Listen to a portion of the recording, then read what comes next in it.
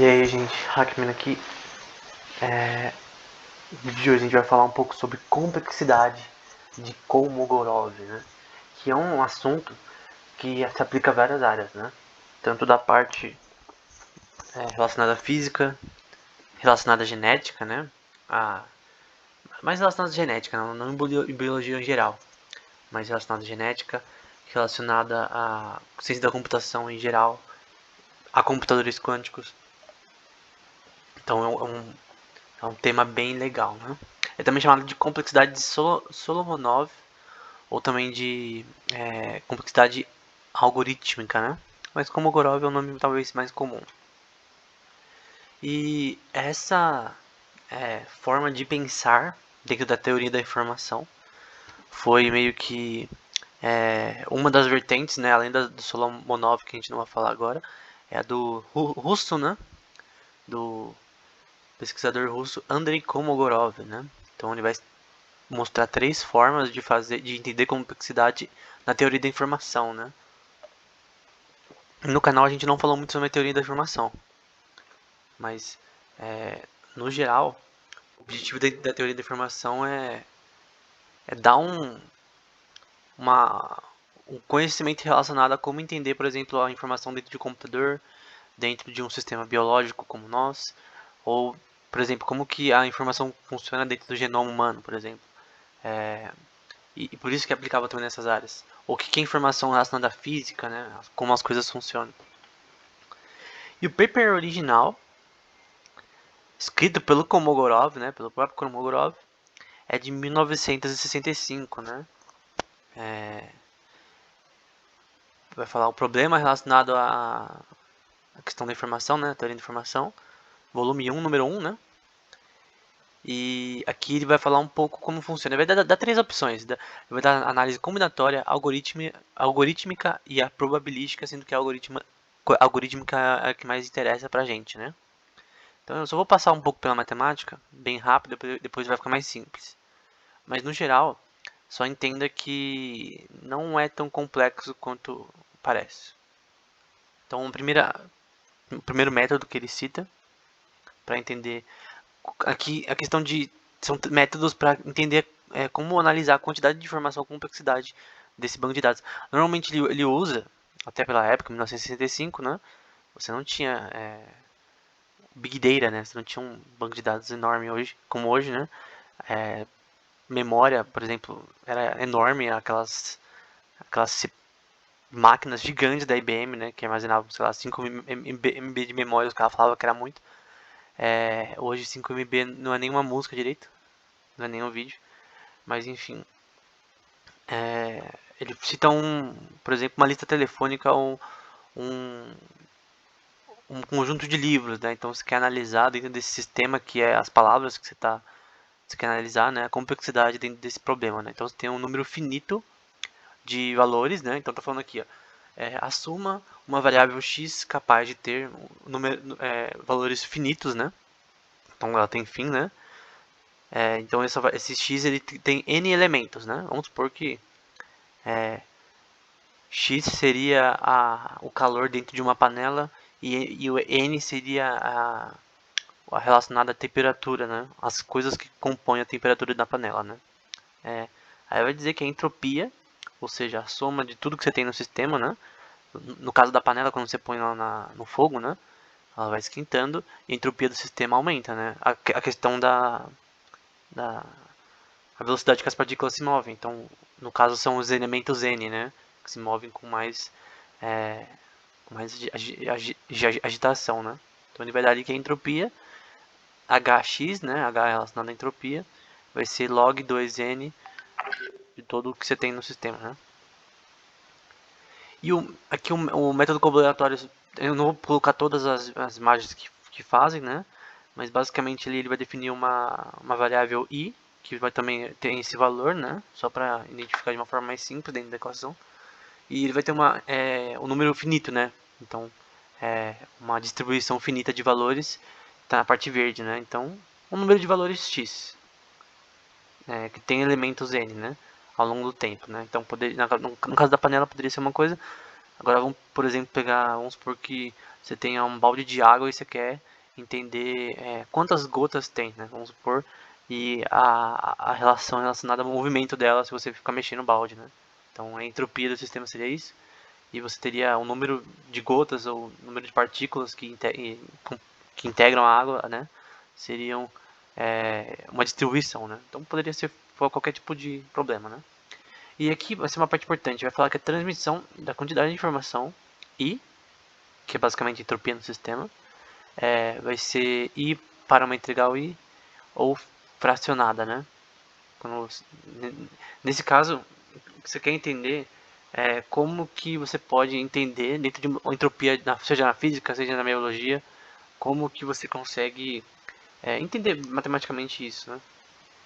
Ele vai falar também que um método universal de você entender isso, né, permite a transmissão de qualquer mensagem longa de um alfabeto de S letras, né, então é aquela mesma questão que eu falei de um número de letras, né, de um livro, por exemplo, sem dígitos binários que não é necessariamente complexo, né. Em particular, isso não é necessariamente começar com frequências determinantes da mensagem inteira, né. Então você quer pegar um você não, quer nem, você não precisa ver com detalhes um assunto, né? Dentro, por exemplo, da questão do genoma humano, né? O genoma humano é gigante, né? A gente vai ver mais à frente sobre isso. E você não precisa entender com detalhes primariamente, né? Mas você consegue, sabendo o tamanho do problema que você tem, entender como que a complexidade de Kolmogorov pode ajudar a entender as formas de tentar fazer esse problema mais fácil, né? E eu vou tentar não dar a resposta ainda, mas já já a gente vai ver para que serve esse complexidade de Kolmogorov, né? Já já. E para você fazer isso, claro, né, na parte azul, você pode separar a mensagem em segmentos, né? Então, essa distribuição aqui de x com n elementos, você tá ali x é maior ou igual que 1 sobre n, que seria a normalização do sistema, sobre a distribuição de coisas que você tem. Então, basicamente, o que está entre colchetes, que fala isso, é basicamente uma soma de coisas. É uma soma de coisas, uma distribuição de coisas, que poderia ser o balde de água que eu falei, a entropia dentro de uma panela quente, né? Enfim, não importa. No caso, na parte de inteligência artificial, por exemplo, seria os dados de imagens que você está usando, né? Vamos por 5.000 fotos de cachorros, você quer fazer uma distribuição, você poderia fazer ela dessa forma, né? Em que o X seria a imagem em si, talvez, e os N elementos seriam o que compõe a imagem do cachorro. Em formato binário, talvez. Aquele foi o método combinatório, né? De você entender a informação. O método probabilístico são 4 coisas que tem aqui. A primeira, que é a rosa, basicamente vai ser também a entropia do sistema, só que adicionou uma variável W ali. E você vai ter ali que você quer saber a probabilidade, né? Então você vai ter uma probabilidade ali negativa de x, que é os seus dados, e a entropia nisso. Então você vai ver a probabilidade da sua entropia. É isso. Aí depois ele adiciona, lá que está em verde, y sobre x, que vão ser variáveis que ele vai usar para fazer essa questão, né? Então ele só adicionou essas duas coisas dentro da sua probabilidade, né? Adicionou y ali. Poderia de repente ser uma informação a mais que você pode pôr no seu sistema, né? Relação de dois sistemas, por exemplo. E no final ali, em azul, você tem uma parte interessante ali, só que você vai ver a entropia de y menos a entropia de y dividido por x. Para você entender como que a entropia funciona relacionada a esses dois sistemas, né? Então, nessa questão de transmitir informação de relação de sistemas entre si, né? Se ficou difícil de entender, pensa como talvez você entender a probabilidade da... eu vou usar um exemplo bem pitoresco, tá? Até porque não é a minha área, embora eu estude física quântica, né? Minha área não é física em si. Eu estudo física quântica por causa de computação quântica.